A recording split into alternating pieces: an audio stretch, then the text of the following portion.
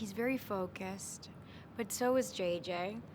He knows what he wants, and I really think that he's handled the whole being the newbie and coming into something that, uh, like coming into a group that's already been a family and everything. I think he's handled it with so much integrity, and I don't know. I speak Justin. I like his sense of direction. I like his personality. I'm very proud of him. Um, I really think he did a wonderful job. I've been a fan of his work, and I know that he's written a lot of his work for years.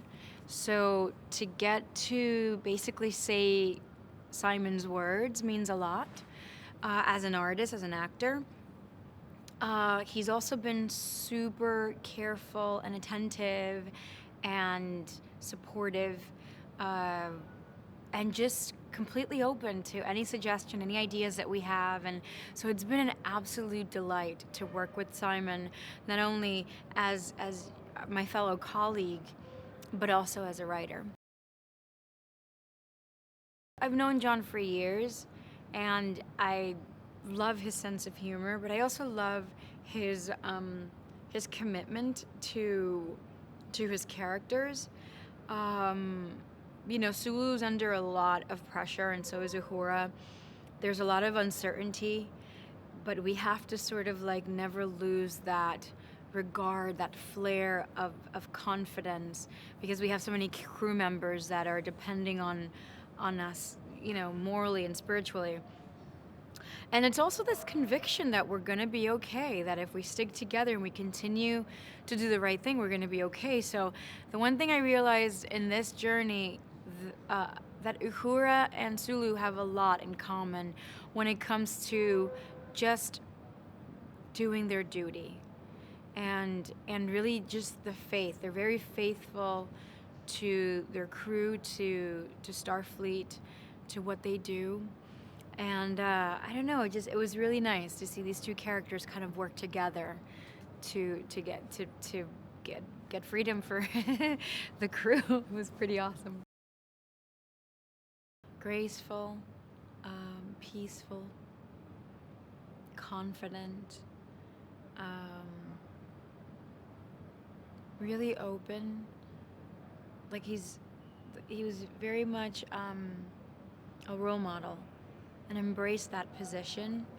There was never any ego, so I don't know. It was the very few moments that I got to spend with Leonard Nimoy. I really will treasure those moments for a very, very long time, for as long as I live. Uh, it's it's a very big moment when an actor gets to meet an iconic actor that has really that really figured out something special and pursued it until, it's like he extracted all the juice out of Star Trek and Spock, so much so that he's inspired people for decades. And to know that I got the opportunity to sort of share screen time with him before he left us makes me feel really blessed. My opinion is that it was